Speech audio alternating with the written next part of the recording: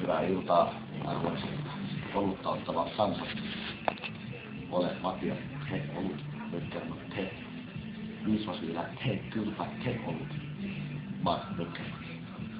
Minä jo pitkään se on saanut alkunsa siitä, kun olin Afganistanissa muuallakin ryhmittämässä rypäleitä perseeseen saatana.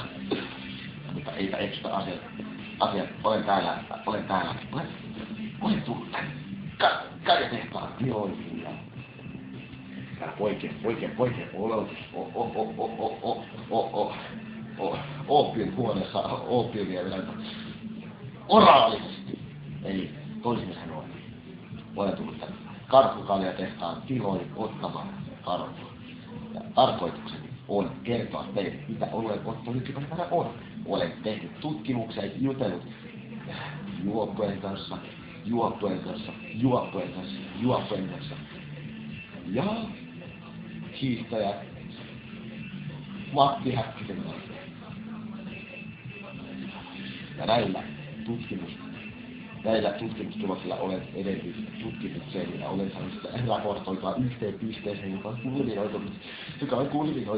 on kulminoitunut senkin noita! No niin, loppuu perseily. Ehkä tämä ei ole suora lähetys. Tämä tulee huomenna ulos. Saatamme ehkä pyyhkäistä tämän paskaa, saatana. Joka tapauksessa. Kerron teille oluen ototan. Olut maistuu. Tuoksuu.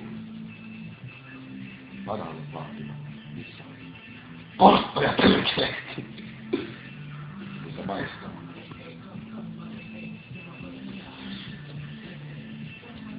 Saattaa tuntea valtavia pienisen kielellä. Sieltä kautta mahtsuu ja kuteena paskaseen pentteen saatana!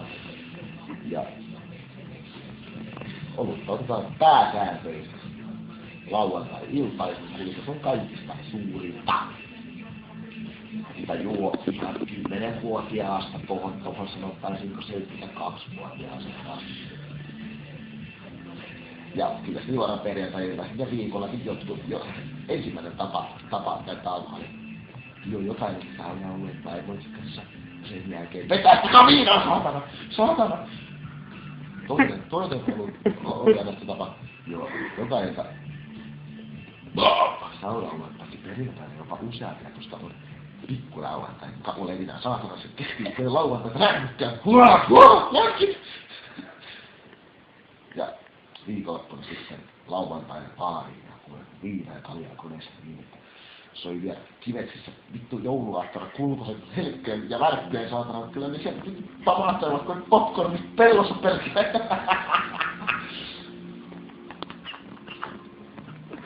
Joka tapauksessa kolmas tyyppi ei ota viikolla olutta, vaan viikonloppuisin ja juo 2 päivää kuin 2 päivää kaveri. Karkahissa, perkele!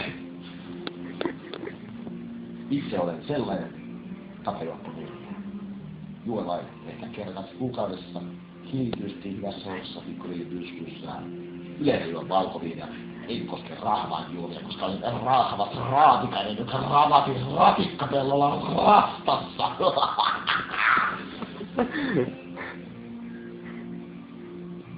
Olutta juodaan pääsääntöisesti 6–11 ja keskiarvo on 9 kaljaa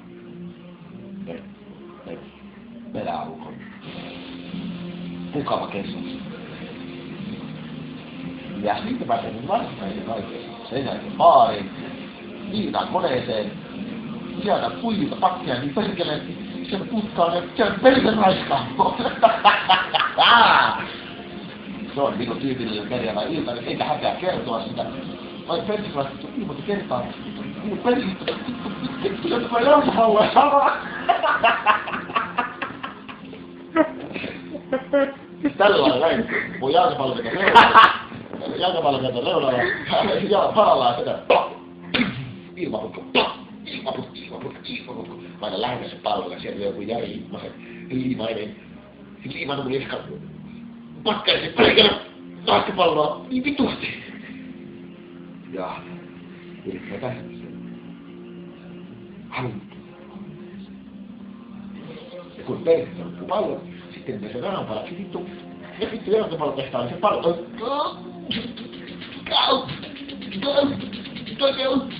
Voi just semmoinen vittu iso pallo, niin päälle pyöritään. Me jatkaa vielä.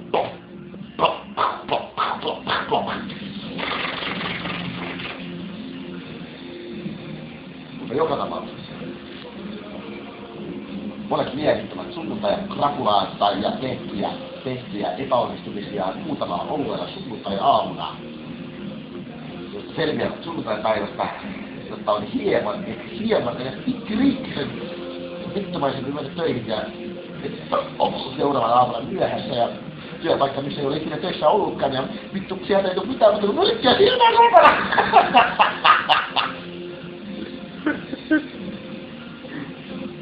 Mutta vakavasti nuoret. Kun vispastunut vaivaa, kun syytä käsilaulusta karun kaivaa. Nyt tulee loppuosikin. Ilastumatta, nyt tulee nyt helittämättä.